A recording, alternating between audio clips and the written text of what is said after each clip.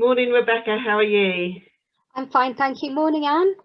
I'm really, really pleased that that we've organised this, and one of the main things that I wanted to help people to understand was the friendly face behind the research, and also that human interest as well, and that you know the idea of research to try and solve a problem comes from a human idea and passion for change. So, yeah, if you'd just like to tell us about your work and what you do, that would be wonderful. Thank you. Well, it's a pleasure to do this, really, honestly it is. So my research comes from my chief supervisor, Dr. Lynn Barker, has for a long time been researching traumatic brain injury in different ways.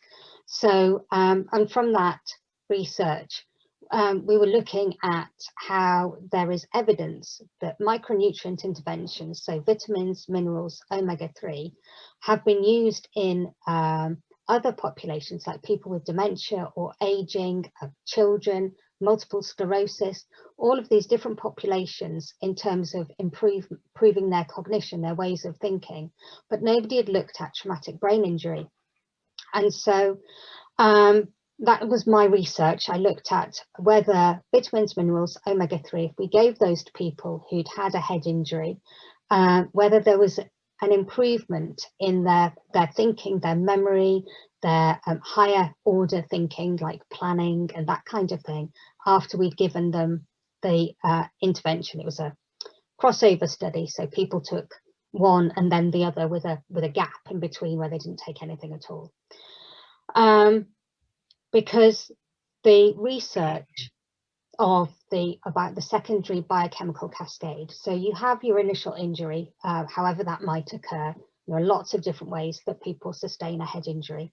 After that, this sets off a chain of events within the cells that are primarily there to repair the regions of damage, but for reasons that are not yet understood. In traumatic brain injury, they seem to be very protracted and long-lasting, and therefore causing damage. So there's some research to show these kinds of processes occurring sort of 17 years after the initial injury. So our thinking was that if we can support the recovery processes by using micronutrients, which are used by cells for all of the cellular processes like cellular energy, mending the insulation on the connections between the cells. If we can sort of intercede and kind of interrupt this ongoing cascade, then maybe we can help people's brains recover, and as the outcome, there would be an improvement in their thinking. So that was where we came from, and I can't say how grateful I am to everybody that was involved in my research. And I do understand how people might be a bit reticent about being involved in research. It can be, a lot of the people that were involved in my research said the idea of being cognitively assessed was quite daunting, and they felt it might be very difficult. But they said, after I'd been to see them the first time, I saw them quite a few times. They said, actually, it wasn't as hard as I thought it would be. And I think because, for me personally, it's very important that people involved in my research, they are people, and they are, their well-being is important to me. So, I would do whatever I could to make it as easy as possible for them. So I went and visited people in their own homes, which again is a massive privilege for them to let me into their house, because your house is your castle, and so to let a stranger in and then test them cognitively is quite a big thing.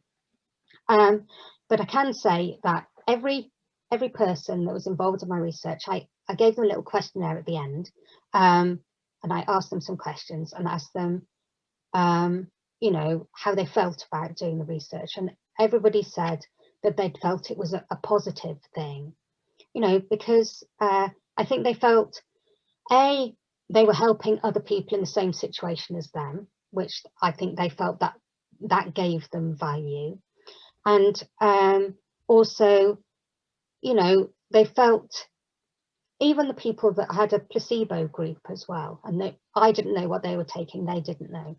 Even people that were taking the placebo, I think, felt better, simply because, unlike an appointment with maybe a psychologist or something, or your occupational therapist, where, you know, you're, as a patient, I think you're very much aware of their time limits.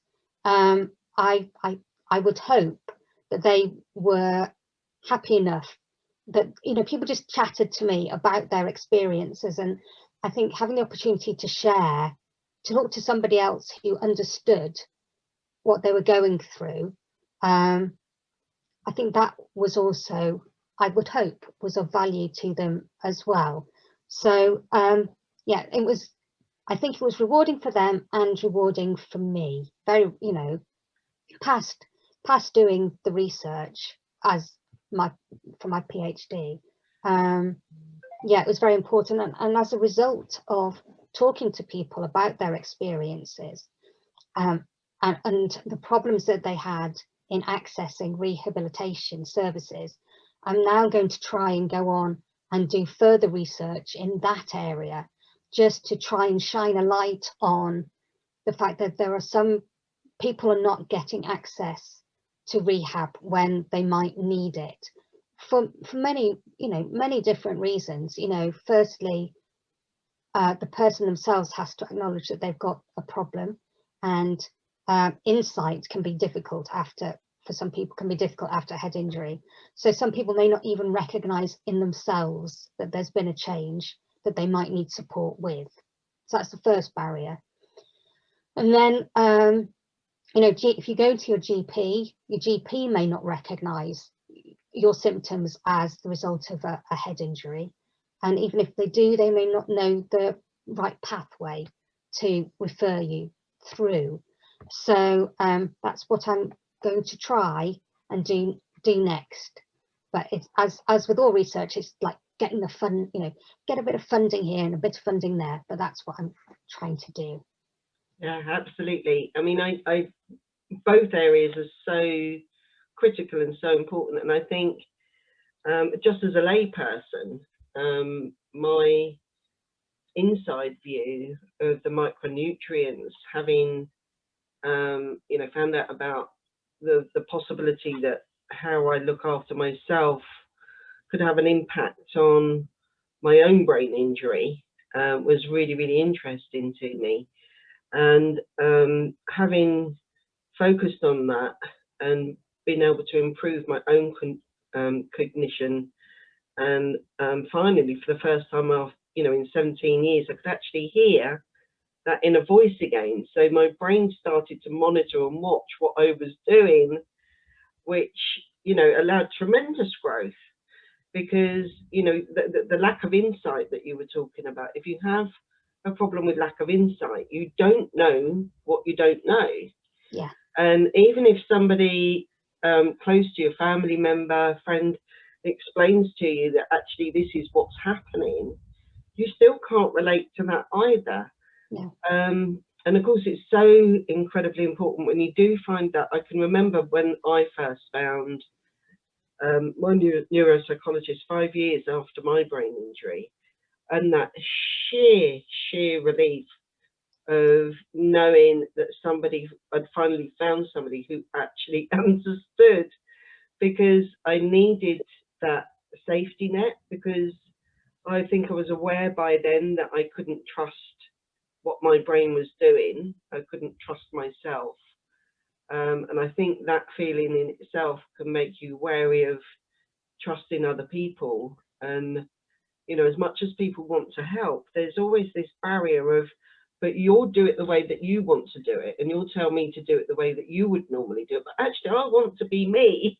Yes. So there can be a massive rejection going on there of, you know, non-expert help, whereas there's a massive acceptance of help from people who understand, from, you know, the neuropsychologists, neuro-occupational therapists, and so on. So yeah, I can absolutely see everything that you're saying totally relates to my own experience. Yeah, So, I think that was something else that came out of my research, is the relief, as you were saying, the relief when people got access to rehabilitation services. You know, the relief of somebody saying to them, yes, these things that you're experiencing are related to your head injury. You know, because some people, they have a head injury that seems very slight, but because you've had what seems to be a slight injury doesn't mean that what you will experience afterwards, the impact it might have on your life, is going to be slight. So I think it's about a third of people with a so-called mild head injury end up with these complex, intractable or ongoing problems. And yeah, several people said to me, you know, just the relief of somebody saying, yes, what you're experiencing is a thing, and we're going to put together a plan that will help you. And yeah, just the acknowledgement, I think, you know, the validation was quite important. And I think it's also important what you're saying about being yourself.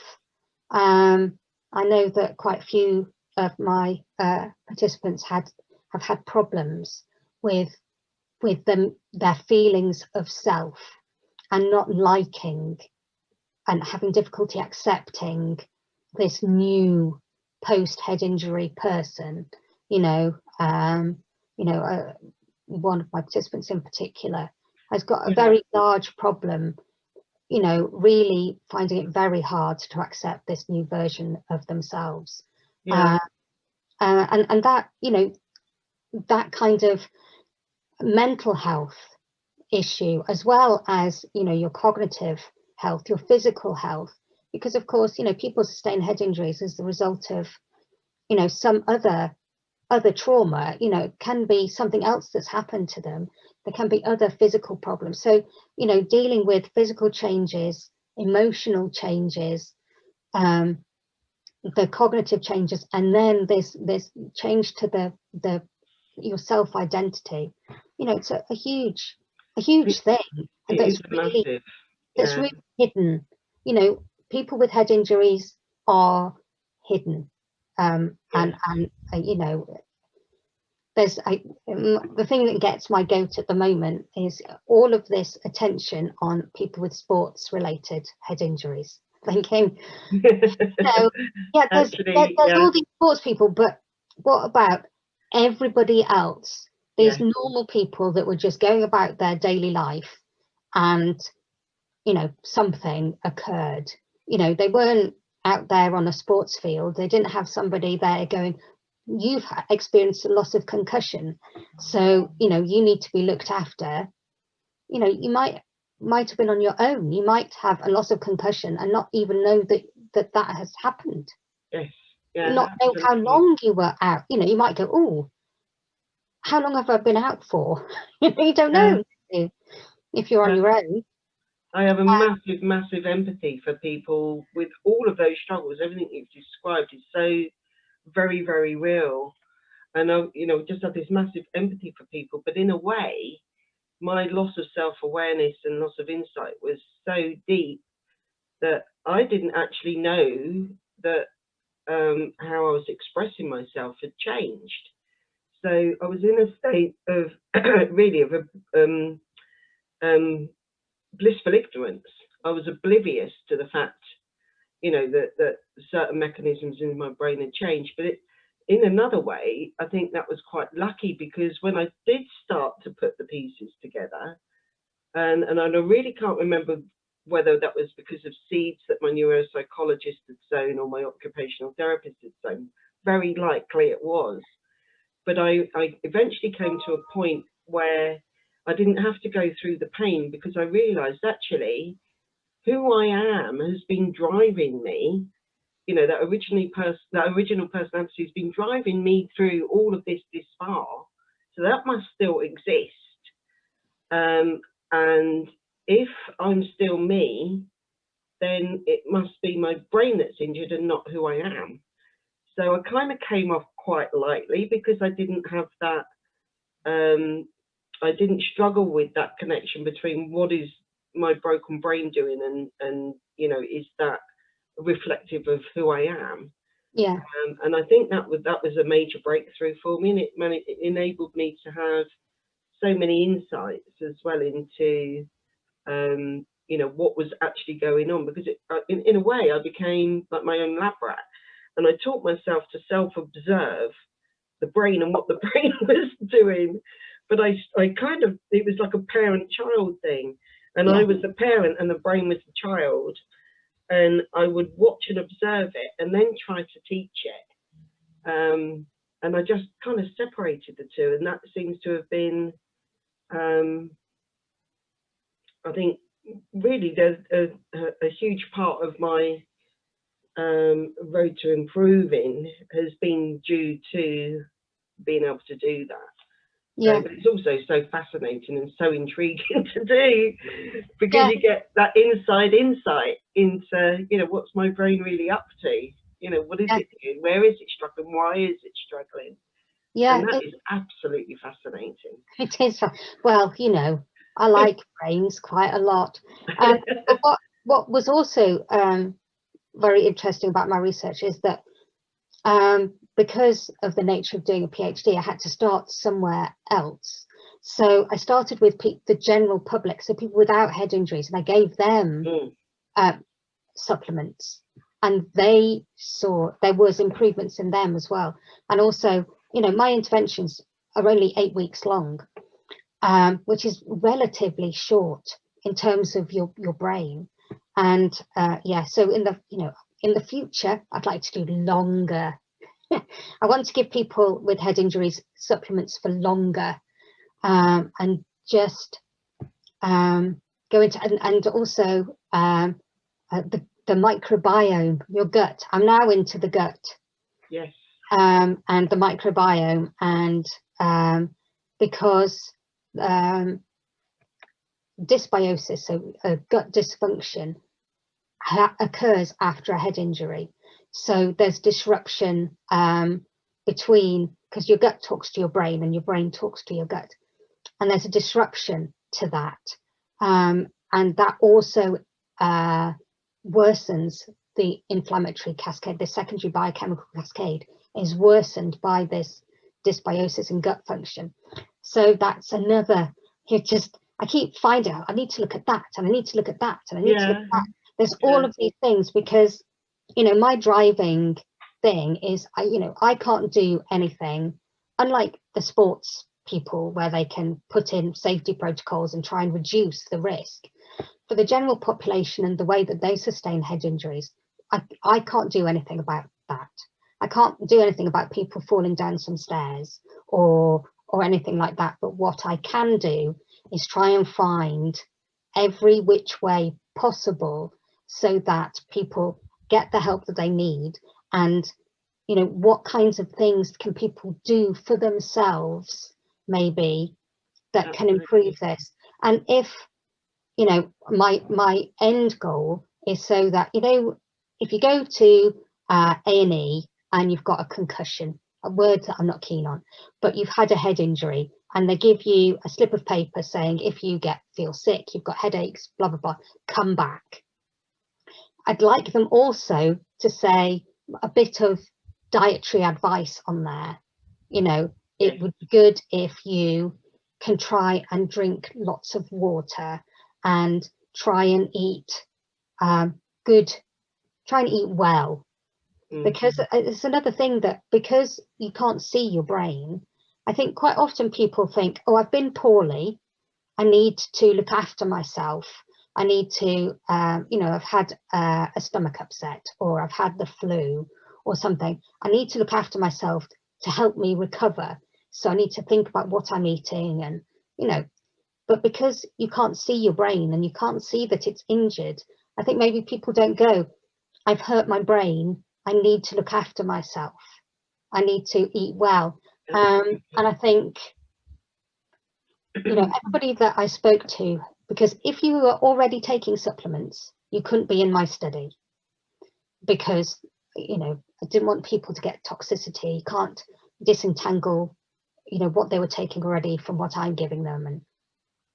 But all the people I spoke to who had been taking, were regular micronutrient takers, had good recoveries. You know, they said to me, oh, you know, the doctor said to me that they were quite surprised that I recovered so quickly. But I've always taken this, that, and the other. Yeah.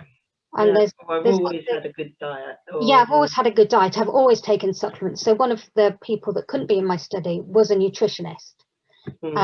And so she'd always taken supplements. She was breastfeeding, so she was taking supplements, and she couldn't be in my study because you can't be in my study if you're breastfeeding. But she'd had a, you know, good recovery, surprising recovery, and evidence from like animal research, where you can, whether you like it or not, where you can give some rodents a good diet and some rodents a bad diet, then give them a head injury and see how well they recover. And the rodents on a good diet always recover better than the ones on a poor diet. You can't do that with people, and you can't affect the kind of diet people have had before they've had a head injury. So you can only try and help and support and inform people that after you've had any kind of head injury, whether you think it was just something little or whether it's been a large thing, that, you know, you need to look after yourself and try and eat well, which is hard after a head injury. Absolutely. Particularly if you're on your own, because you don't have the cognitive capacity or the energy to, you know, to make a meal. A really good meal. You may not even have the cognitive capacity to make a cup of tea. Yes. Never mind a whole meal. So this is, you know, it's one of those things where it sounds like a simple solution, but it really isn't. It's really quite tricky. So, you know, there is some research to say that after a head injury, people have a poorer diet. I didn't find that in my research, I have to say.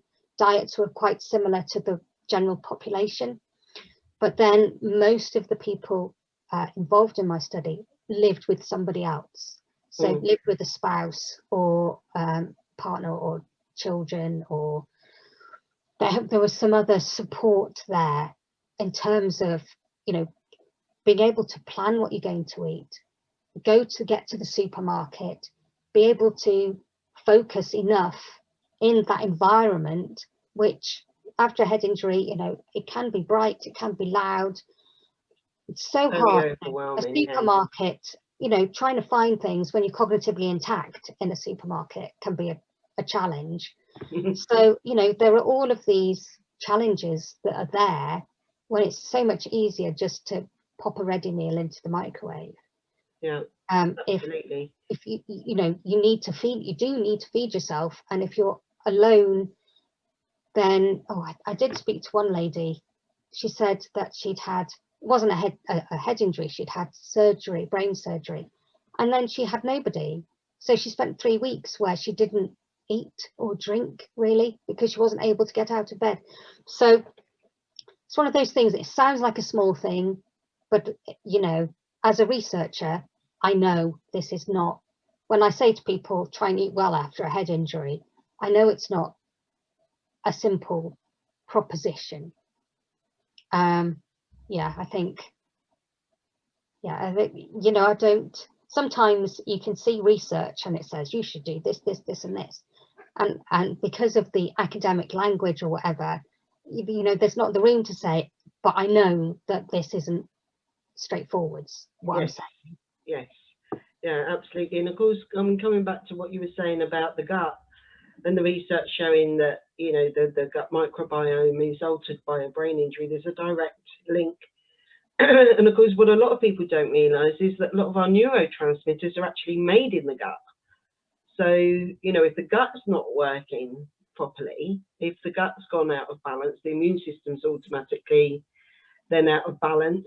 And, you know, there's a whole knock-on effect, and that cascade can last you know, for a very long time until, you know, such time as it's addressed. But I know that there's also research into, you know, when should we address this inflammatory response?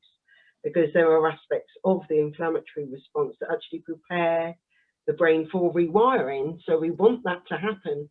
But I am just as a layperson, and I might be completely wrong here, Rebecca, but my thought would be that good nutrient at any stage after the brain injury wouldn't interfere with the you know, the positive effects of the inflammatory response. I do apologise for my video thing. I don't know what it's doing. No, that's all right. And I think if I'm talking, it probably on the recording will come up with my video. So I was trying to keep talking. So yeah, we've got a little technical hitch going on there, but we'll just carry on because, you know, this conversation is so important. And I've been trying to, you know, help people understand, you know, a lot of the things that you've been talking about. But it's very difficult for people to take on board because, you know, there's so much information out there on the internet, and some of it is really poor, some of it isn't research, some of it is, you know, to try and sell you this product or that product. And, you know, especially when you're vulnerable after a brain injury, that could be really confusing as to, you know, what is good information and what is bad information, because they tend to think, oh, you know, I can relate to that, you know, or I like eating that, or I think that that's what's happening to me, so I'll take that, and so on and so forth. But, you know, a lot of the time people need intervention as well with, you know, taking vitamins and mineral supplements, because some of those obviously can lead to, you were saying earlier, to toxicity, and, you know, some of those we can kind of overdose on. So, you know, I think that, you know, understanding that there's guidance needed, you know, because in the support groups, actually, it often comes up, you know, what do you take? And there's literally hundreds and hundreds of people will report about what they take and how, you know, magnesium to help with this, or, you know, whatever. But it's almost creating this whole new culture of self-help that could be dangerous self-help that we really need to try to limit as well with, you know, defined research such as that you've done, and try and get that across to people is, here is the research, this is what you need to be doing, these are the best practices for you, and this is why, and help people to relate and understand to that. Because, you know, and this is all happening because so many people fall through the net and don't get that medical help. So, you know, I think they feel very isolated, and, you know, there is that instinctive urge to try and do the best you can for yourself. So, you know, if you read on some internet site that is got nothing to do with brain injury research or anything else, and actually the information isn't research itself, they're just trying to sell something, but, you know, whatever symptoms they're telling you this product's going to help with sound like yours, you're going to buy it and take it, and of course that could be a waste of money. It might not even help somebody. And I think, trying to draw people into, here is where your good information is, you know, and stick with this, just follow this trusted path. I think it is really tricky. I mean, my research is really, you know, it's only at the very beginning. You know, there's so many things that need to be investigated more, because it hasn't been done in people with head injuries. There's reams of research in terms of multiple sclerosis, for example, about, you know, you mentioned magnesium, you know, there's research on magnesium in multiple sclerosis, but not in traumatic brain injury. So, you know, these are different neurodegenerative processes. And so, you know, you have to get right down to the nitty gritty and go, this thing seems to, you know, in terms of the vitamins and minerals, I'm not 100% personally sure which exact, because I gave a broad spectrum multivitamin mineral supplement. So more research needs to be done to say, was it the minerals or was it the vitamins that was doing, having an effect, or was it a combination of them working together? There's lots of, the omega-3 seemed to be doing a good thing, but I only gave people the omega-3 on its own. Would it be better if they had the multivitamin as well as the omega-3? So already you've got about 20 studies there. Yes, yeah. So, yeah. It's complex, but I think if if we're showing that the omega-3 has positive benefits, then that's something we can talk about. And we, if we can prove that that's, doesn't stop the beneficial aspects of the inflammatory response from happening, great. Let's all take that from day one. Yeah. And that's what we need the science to prove, is what can we do and at what point, is it best to do. And it takes time to build that together, but that is it to me. This has to be the most important research pathway that is going to give the greatest benefit to the greatest number of people. Yeah. So to me, you've got the nail on the head without a shadow of a doubt. And I just absolutely love what you've done and what you're doing and where you're trying to take this. It's desperately needed. Yeah, because one of my external examiner for my PhD said to me, well, if it's so important, why hasn't Big Pharma, he was being devil's advocate, why hasn't Big Pharma involved? And I said, because Big Pharma are not involved, because vitamins and minerals and omega-3 are not big money. No. So, they have all these drug trials and things for traumatic brain injury, but, there isn't money, large amounts of money in vitamins and minerals and food, and food, because obviously it's better to eat the food than to take the supplement. It's easier to take the supplement than it is to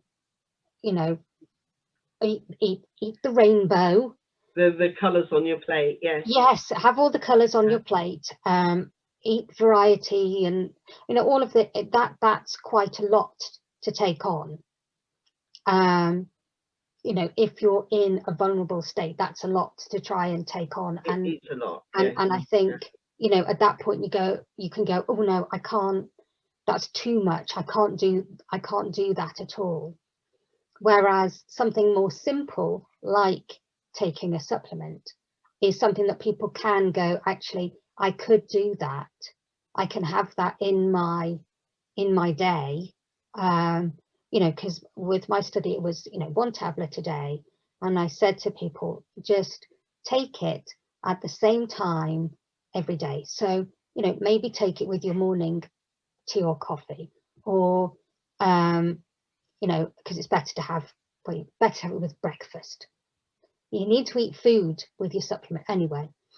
So with a particular meal, so right, okay, I mean, I take medication and that I have to take with a big meal, so it's like, right, okay, so I have a process of this tablet next to meal, eat meal, take tablet, so you have that kind of process. I do that, then I do that, and that helps me remember. But then things like alarms on your phone are brilliant to help you remember to do things. Lots of people with TBI, their phone is a lifeline. In terms of remember to do this, remember to do alarms. Repeating alarm for the same time every day is great. Routine is really good. But I think also the other thing, in talking about the gut, going back to the gut, one of the simplest things you can do for your gut is and cheapest, because probiotics are expensive, whereas what's not expensive, or comparably, is full fat Greek yogurt, which has got live bacteria in it. Two dessert spoons of that on an empty stomach first thing in the morning. That helps your microbiome. sauerkraut and, fermented things help your microbiome. There are some, like bananas are quite good for your microbiome. So you don't have to buy these probiotics that are 20 odd pounds a bottle for a month, which is prohibitively expensive for most people. But you can have a bit of yogurt, to start your breakfast, have a bit of Greek yogurt. So it's just trying to find things that people can do that are affordable and straightforward for people to manage. Like avoiding all things with sugar. Yeah. Because sugar actually feeds the bad bacteria in the gut, which is a response that you don't want. That's not going to help you. No. It's not going to help you to have clearer thinking. It's going to worsen your thinking, which is why, when you were talking about, the people that don't have injuries and how supplementing those people also help them, even though there was no injury. I know certainly with my daughter, she was struggling, after my mum died, and I gave her some omega-3, and she was so much so much better. It really, really helped her. And so even for normal life, we need a healthy gut microbiome, because that supports our immune system as well. Yeah. But it also is producing these neurotransmitters, and if you don't have the right neurotransmitters, that we know with the mental health research directly relates to mood and to people struggling with how they think, because if your neurotransmitters aren't working and your brain isn't responding, it doesn't matter how great your personality is or how strong you are, or how really strong-willed you are.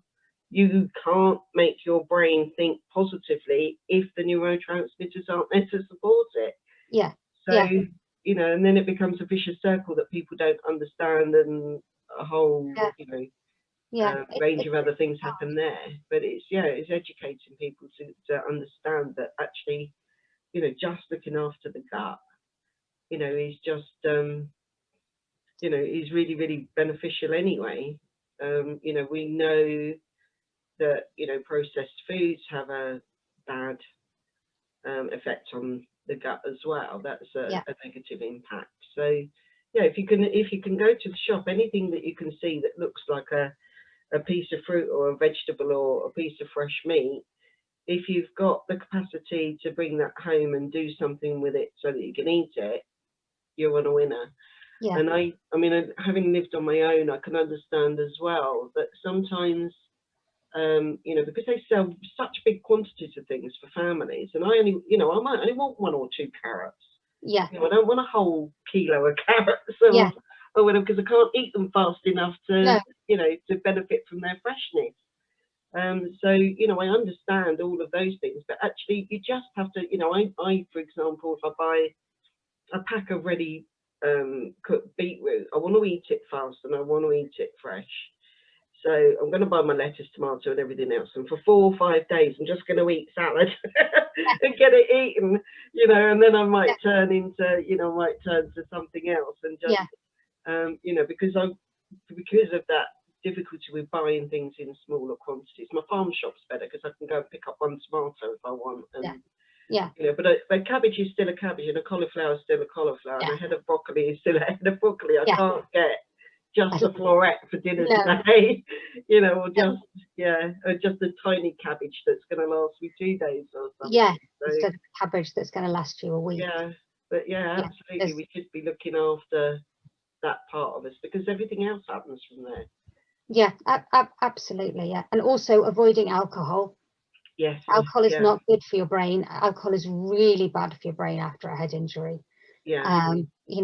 Just again, it's not fun, but when I worked on the neuro rehab ward, there was a chap, and whenever he went home for his weekend visits, he'd have some whiskey. I'm going, no, you're undoing everything we've done. It's not good for your brain. He's going, I don't care. He was in his 80s. He said, I don't care. I'm in my 80s. It's good for my brain, bad for my brain. It's my choice. and it is your choice. It is, yeah. But I think awareness that, yeah, it's all to do with choice, isn't it, really? So just awareness that certain things are better for your brain gut health than and other things are not so good. You know, when omega-3 is really good for your brain, but the modern Western diet's chock full of omega-6, and the omega-6, they use the same. Omega-6 is pro-inflammatory and omega-3 is anti-inflammatory, and omega-3 also has something called resolvins, or it is involved in the resolvins of the neuroinflammatory processes. So it just those little, you know, omega-3 every day or oily fish twice a week. You know, so you don't want to keep on doing what you've done, do you? And it's finding that the information that takes you down that healthy route. And you know, of course, another thing is toxins in the environment around us. If if you're spraying, chemicals around your house every day, thinking, well, that's what we've always used or whatever, then if you can smell it, you've breathed it in. It's now, that toxin is now inside of you, and however small that amount is, it will have an inflammatory response. So if you add that up with smoking, with drinking, with chemicals that are naturally coming out of your carpet, and and so on and so forth, then you need to really focus on things, like the lovely colourful fruits and blueberries and things like that, which are full of things like, well, carotenoids is in carrots, phytonutrients. I can't think of the right word. No, it's just gone for me as well. It just went like that. As well. Anyway, it's like free radicals. Flavonoids. Yes, yeah. Flavonoids is the thing in the blueberries and things. But we need to be fighting those free radicals that are created by vitamin C and vitamin E. Yeah. So you've got your water-soluble antioxidant, and which is the vitamin C, and the fat-soluble antioxidant, which is vitamin E. Yeah. So has to be, vitamin E needs to be eaten with other fats. With other fats. Other fats in your, so that's why it's good to eat things like that with take that with a meal. Yeah. There's research, vitamin D. Vitamin D is good for everybody. 75% of the population are vitamin D deficient in the winter, and 35% of people are vitamin D deficient in the summer.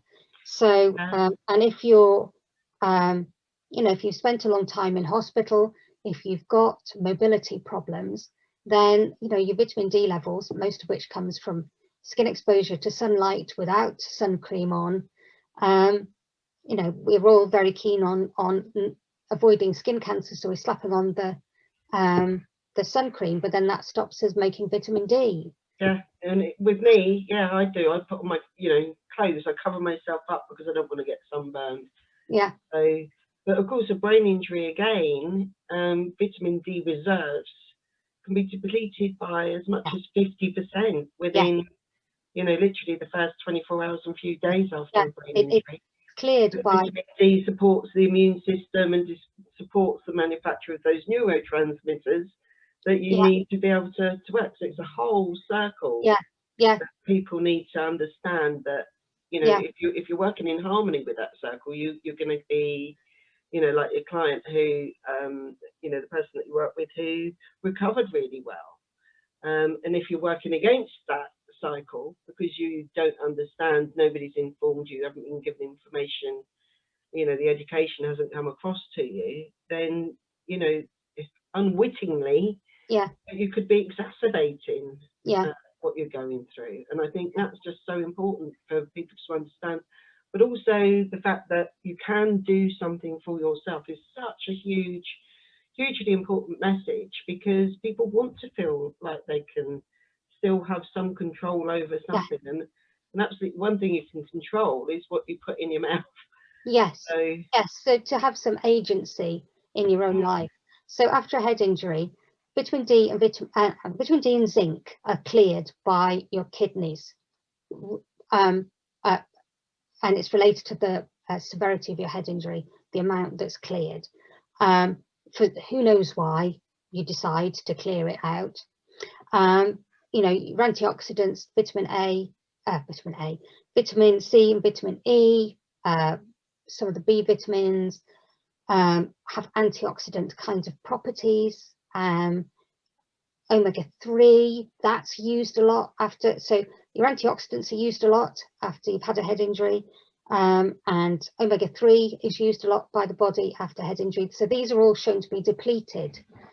So, if you're hospitalized, then they do focus on giving you a nutritionally complete feed and meeting the hypermetabolic state that you're in. You know, your metabolism rises massively after head injury as well.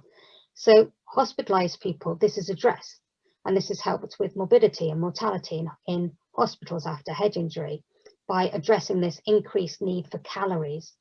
But speaking to a hospital dietitian, she said, well, we don't really think about their electrolytes and their electrolyte balance, but actual, you know, vitamin mineral status is not something that we consider. We just give them a nutritionally complete feed and make sure that they're not losing muscle mass. You know, that's what we're, we don't want them to lose muscle. You know, they're going to lose muscle mass, they're going to lose weight. We have to try and keep on top of that, and that's good.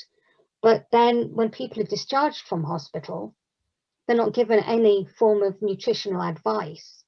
And, you know, people may ignore it. But if you don't give people the advice, that then they can't take it on board. You know, they might take it on board, they might ignore it, but if you don't give it to them, you don't get that opportunity, in my opinion. Yeah, educating our GPs, you know, GPs can actually feel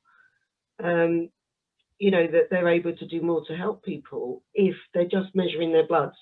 You know, are you, you know, at normal levels, high, low, or whatever in, you know, whatever micronutrient. And, you know, I think a GP can guide somebody, and that kind of guidance can be invaluable as well. You know, because not everybody has access to a professional dietitian nutritionist. No, exactly. You know, but you know, there is information we can find out for ourselves. Yeah. You know, and it is really common sense. You know, the NHS have been telling us, you know, get your 5 a day, get your 7 a day. You know, maybe you need a 9 a day, a 10 a day after a brain injury to, you know, because I make sure that every single meal that I eat has something colourful in it. And I make sure that there's as few processed things as possible. So something I might eat that's been processed is a gluten-free oat, and you might think, well, they haven't processed that, but actually they have. It has gone through a milling process. That's still called processing. So that's good processing, because it gives us the oat to eat. But bad processing is when it's, you know, it's already been cooked, it's already, you know, ready for you to slam in the microwave. We know that microwaves, you know, deplete the nutritional benefits within food, and, you know, and we know that they add preservatives, we know that they add all kinds of things to make it more flavorful, more colourful, and the list goes on. That's the food that you don't want, because your body also becomes very sensitive. We know there's research that shows that we're very sensitive to chemicals after a brain injury, so which is why so many people react strongly to pharmacological solutions, because their body can no longer tolerate, you know, the things within you know, prescribed medication. So you know, and sometimes, you know, if it's that old thing, isn't it, is you know, this part of my head is the bit that's wounded, so forget about the rest. You know, well, I haven't been cut off at the neck. Actually, I'm all one organism. And the whole thing needs looking after, and the whole thing needs treating, and what's happened here has a knock-on effect on everything else. So and I think, you know, that if we, you know, your research is just so valuable, because it is addressing that. And to me, that is absolutely where we need to be focusing every bit of research, is to get in those answers right there. Because if you know, the people that don't recover well after what's termed as a mild brain injury, but the mild obviously only refers to no loss of consciousness or a short period of loss of consciousness. It doesn't refer to the injury inside the brain. But you know, if we can address these things, and like you were saying, with the leaflet that's given to you in hospital, say, you know, and here it is. This is, you know, what you can do to help yourself. You know, these are the symptoms that you need to go and talk to your doctor about, but you need to make sure your doctor understands that you've had a brain injury. If you don't want to go to your doctor with a migraine, be prescribed some medication that's actually making things worse. You know, you don't want the migraine to be treated. You want the doctor to understand that actually your whole biochemistry might have changed, and you know, we need to address this in a different way. Because there's so many different causes of migraine after head injury, you know. I did go to a conference. I was lucky, very lucky, for the university to pay for me to go to a conference in New Orleans last February, just before the COVID thing. It was just a traumatic brain injury conference, which you don't really get that many of in the UK. And all the people that I've been reading their research, you know, over the last few years, and they were all there at this conference. And they were saying, you know, in America, where they over prescribe things, the clinician who's talking about post-TBI headache was saying the first thing he does is take people off all of their medications, because it could be the medication that's worsening the headache. You know, are people you know, grinding their teeth? You know, grinding your teeth is a massive cause of headache, and so, you know, getting to the bottom of, you know, is it the injury within your brain that is causing the headache, or is there other contributing factors? Spinal alignment, you know, things like that, hydration.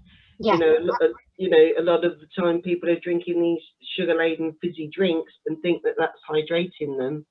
Well, actually, that's not hydrating you, and it's really not helping your gut. And there's going to be another vicious circle going on from that. So it's making sure people are educated to understand hydration really means water. You know, and actually, I read some research that caffeine can actually lead to dehydration as well. You need to, I think it was, I don't know whether it was right or not, but I think it was like you have to drink 5 glasses of water to compensate for the dehydration from 1 cup of coffee or something like that. But it was, I mean, I don't have caffeine anyway, for my own personal reasons, but hydration is a huge thing. You know, as you know, is there some misalignment in the neck? Is there some, you know, misalignment in the cranial structure? There are so many things that I think we need to look at before we go for the, you know, well, I'll just prescribe this, that makes you go away. You know, and hopefully it will work. If it doesn't, we'll try something else. And if that doesn't work, we'll try something else. It's just, that's not a solution. You know, and I think that, you know, changing our minds about the way that we, you know, accept treatment. You know, I go to my doctor and say, she knows it's my body. I know it better than you do. I know what's going on in it. You can measure better than I can find out, but I want to be responsible for what's happening, and I want to work with you to support what you're doing the best that I can. So let's work together. You know, and just a few months ago, and I had a big problem, and I tried to explain to this doctor, I really didn't want this medication. To take it, it won't affect you, promise. Well, it took me a month to get the stuff out of my system. So I was right, and it's not about being right or wrong, but I wish that I'd been listened to better. You know, and that we'd worked on other solutions first, because that's really what I wanted. So I think it's helping people to feel more in control and more responsible. So, absolutely. but we've covered tons, Rebecca, absolutely tons of stuff. And which I personally think, again, it's a bit like having 3 children and having a favourite, isn't it? But this is my favourite, and I'm going to hold my hand up and admit to that 100%, because I through my personal experience 100% believe in everything you're doing, and the route that you're going down, what you intend to do in the future.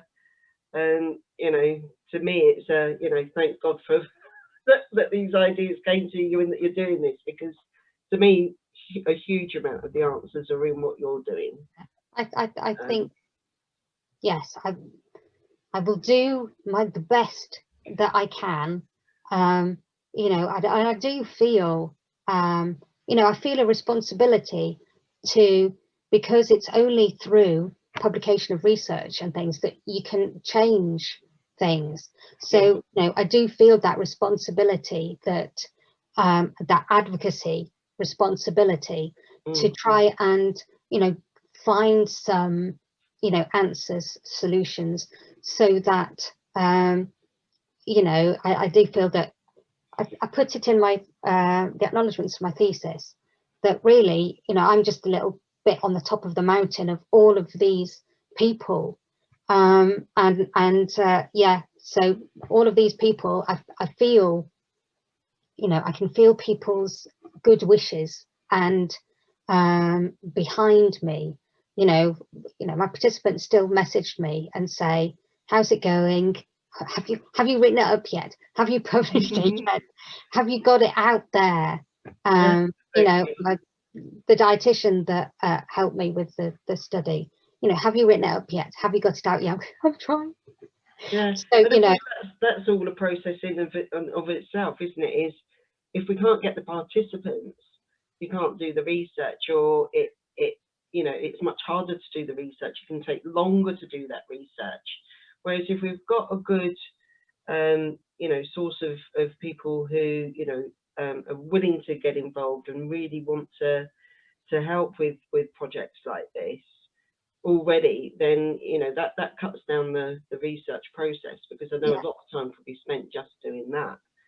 And nothing's going to change in clinical practice without the evidence. So it comes back to what we were saying before we actually started recording, was I can talk about all of this for 10 years, and I have been talking about some of this for 10 years, but actually the change comes from doing the research, from generating the evidence that changes clinical practice. And there is a way to bring change, and that's one thing that I really want to help people to understand as well, because so many people feel so lost. They just feel so helpless and hopeless, because they don't feel that anybody's going to answer them, or there's anything that they can do. But I'd say to them, well, put yourself in there, get in touch with a researcher and put your name down and get involved in creating the solution. Because you can do that. And then not only does it give you purpose, which is incredibly important as well, even of its own self after a brain injury, but you also know that you've contributed to a change that benefits everybody. I've made myself tingle, but it benefits everybody that's following behind. Yeah, absolutely. And there's no greater thing that you can do. It's a together thing. Yes, it's very absolutely. much a together thing. Yeah, absolutely. And I this is, I think, why my participants, because are so important to me, is that they are so supportive of what I'm doing. So, when you're doing research, you can have days where you're just, am I doing the right thing? And when you've got people involved in the research going, yes, keep going, it really does, they do give you fuel to keep going. And I'm like, yes, I will keep going, because you are important. Yes, absolutely. Yeah. And I have to say, with the the difference that I feel in myself, although I still have my own executive functioning problems, I'm reasonably aware of what they are. I have really good strategies to support myself with those. So I come across as being, you know, quite able, but I tell you, it's all hard work.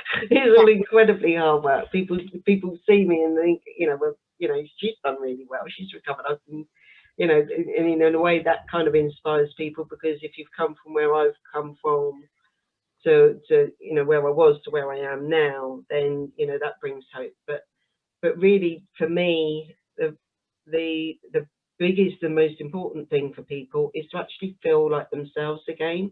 Yeah. So to cross that barrier where you feel like, you know, you've become your brain injury, or your brain injury has changed you, and actually being able to think for yourself and make choices for yourself and clear decisions for yourself.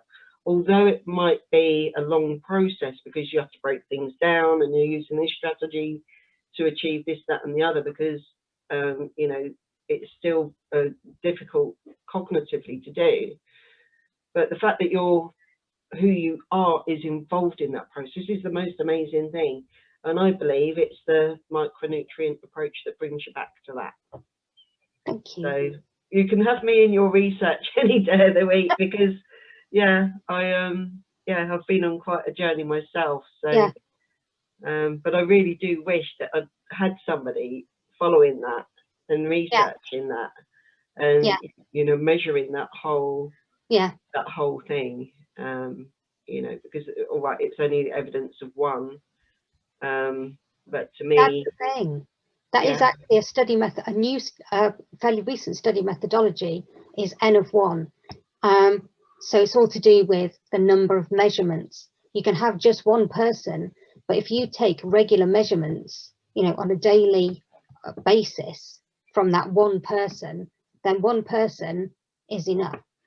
Yes. Yeah. You know, I think, yeah. Or you can do me, and I just have lots of people, all the people, and I'm just greedy. come all the people, come play with me. But yeah, I do. Yes, my participants are, you know, to me they're special. You know, I think about them, all of them, all the time. Just, you know, how are they doing? How are they getting on? And so I like it when I get an email saying, you know, I've managed to do this. I'm like, yes. Well done. Yeah, well done. You know, and just, yeah. Anyway, I want them all to do well, and I, you know, want them, you know, to find. But as one person, I can't find all the solutions for all the people. I have to acknowledge that I can't fix everybody on my own. No, absolutely, and of course, you know, we are such a huge part of that as well, of what we do for ourselves. You know, because the last thing you want to do is undo everything that somebody's trying to do with you and you're trying to do for yourself. But it's sorry, I've forgotten what I was going to say. So you just think of something, Rebecca, because that just went. Not that I have a brain injury or anything. I'm not going to use that for an excuse. It makes clean out of my head. No, well, the things that, you know, you with your brain injury, me with my neurodegenerativeness. Every now and again, your brain goes vacant. Yes, it does. Yeah, for everybody. But that's also normal. That is very normal. It's also, this happens to, in inverted commas, normal people. Yes, you can it does. And I think also for people with a head injury, appreciating that, you know, everybody experiences word finding difficulties every now and again. Everybody loses their train of thought every now and again. And so accepting in yourself that some of the things that happen are just normal, and that you're not completely, you know, you're not broken as a person. You have difficulties and there are challenges, but some of the things that happen, you know, in the course of the day, happen to lots of people, and yeah, I think it can be hard. I think it's when you know, at the beginning, especially at the beginning stages, where, you know, you almost everything you try to say, you're struggling with word finding. That's not normal. No, that's not normal. When when you're going into these black holes and these voids constantly throughout the day, that's not normal. No, it's an exaggeration of what would be normal, though, and I think that's quite important for people to understand, is that actually, if we all kind of live with the brain, a normal brain, being overloaded sometimes, everything of that is exacerbated in me. But it also gives me the thought of, well, that exacerbation could decrease back to that normal level.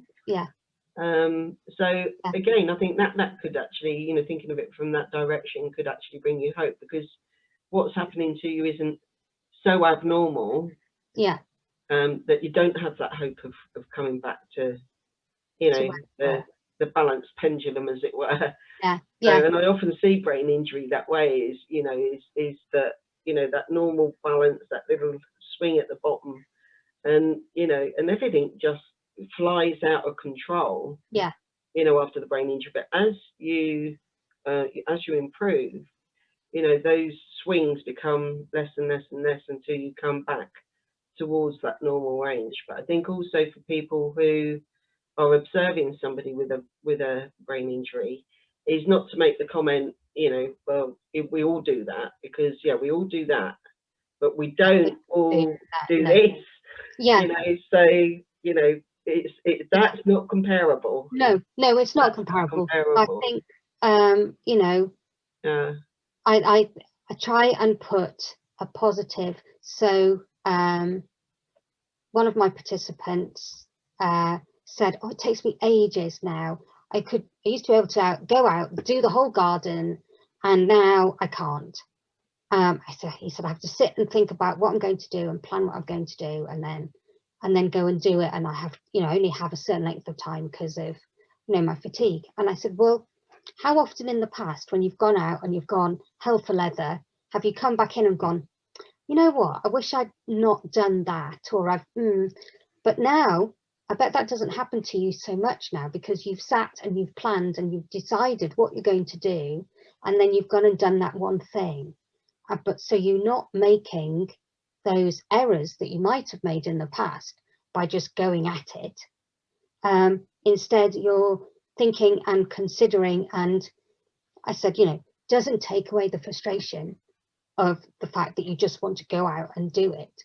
However, to try and put a Pollyanna spin on it. Just try and say, yes, it's not good that you can't do what you want to do, but what you are doing is a positive thing.